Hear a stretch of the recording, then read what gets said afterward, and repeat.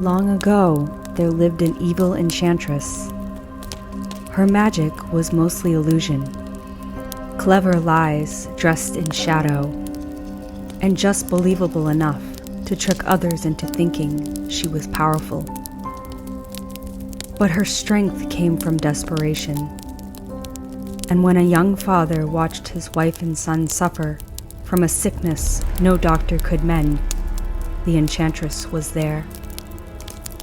"Take your family to the center of the woods," she told him. "There will be a cottage. I will seal them inside, and no harm shall come to them. But you must do something for me. You must guard the cottage. Men will come to take, as they always do. You must fight for me." "How?" said the man. "Leave that with me," said the enchantress. And when he agreed, she turned him into a wolf, a massive beast with fur black as night and eyes that glowed with something long forgotten. Over time, the man inside the beast was just that, a wolf. He forgot the warmth of his wife's hands. He forgot his son's laughter. He forgot he had ever been a man at all. The only thing the wolf knew, burned deep inside him, was to guard the surrounding woods, to kill anyone who came near, to protect the cottage with no doors. 20 years passed. The woods in the center of the valley, once a place children played and hunters walked, became a wound on the land. Trees too dense to see through, the air too still to trust. Birds would not sing there, and soon the woods were named cursed. But there were still those who grew curious, those who wandered, were never seen again. And the few who did return were not whole. They came back pale, and they would whisper about the beast. His eyes weren't a wolf's, they were unnatural. They called him the Black Wolf of the Hollow, but he didn't behave like any wolf they knew. He didn't eat the bodies he killed. He didn't flee when wounded. He watched and waited, like a creature bound to something. No one had seen the cottage clearly, only glimpses through the trees. A roof overgrown with vines, no windows, no doors, and always the black wolf nearby, like a shadow, waiting. Until one night, the wolf got a scent with the wind. Not of men, but of something smaller, warm and afraid. Somewhere deep in the forest, a child had wandered too far, and the beast was on his way. "My daughter has gone missing," said a man named Cullen. "I will pay anyone their weight in gold who finds her." And so Cullen and his men gathered their blades and rode their horses into the forest. Among them, one woman traveled silently beside him. Cullen called to her, "Tell me what you see." The woman dismounted her horse and stared into the woods.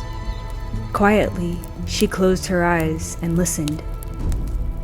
She could feel the energy in the air. No one truly understood it, but she had always had a sense. "The child came through here," she said. "That way." But deeper in the woods, Cullen's daughter stood face to face with the wolf. The beast gazed into her eyes, and she stared back. She was so small, and had no opinions of the black creature before her. The wolf did not harm her, for she had no ill intent. She was just a child. She shivered in the cold, and the wolf laid down beside her. He no longer guarded the cottage. Strangely, he watched over her, and the child felt safe and fell asleep next to him.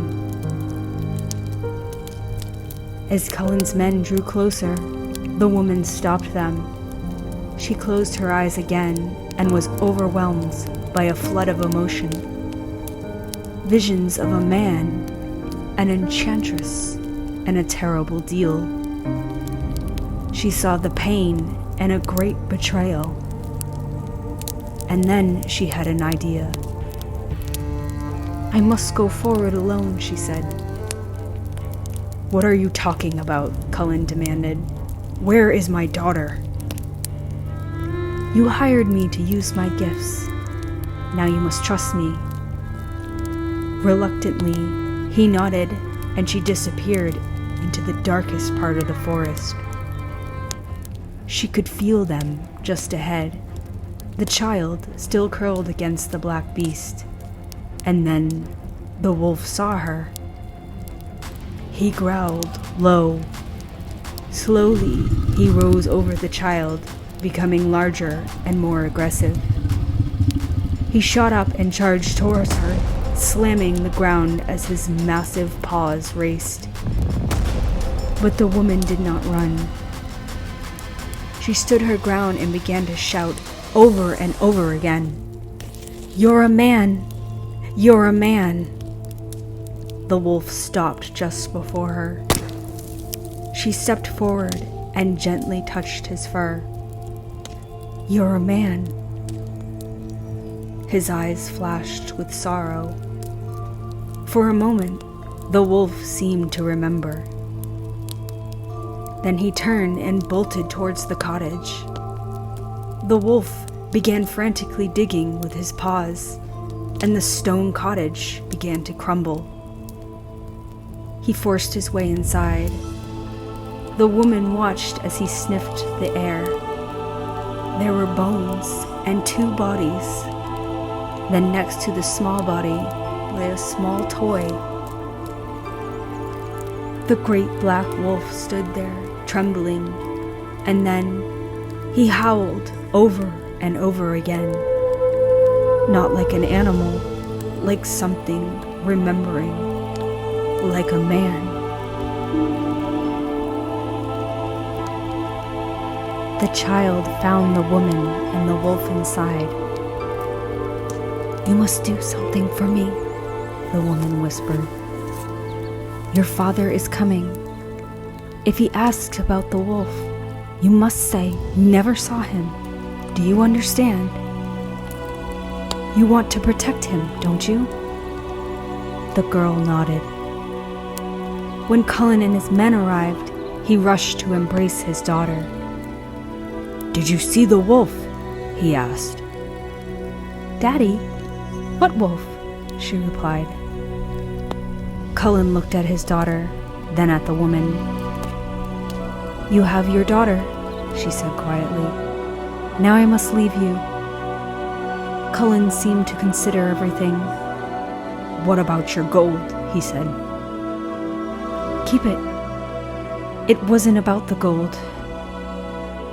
He paused for a moment and nodded. "As you wish." And without another word, he turned his horse around, his men trailing behind. But somewhere deep in the forest, the enchantress stirred. She could sense the wolf's disloyalty.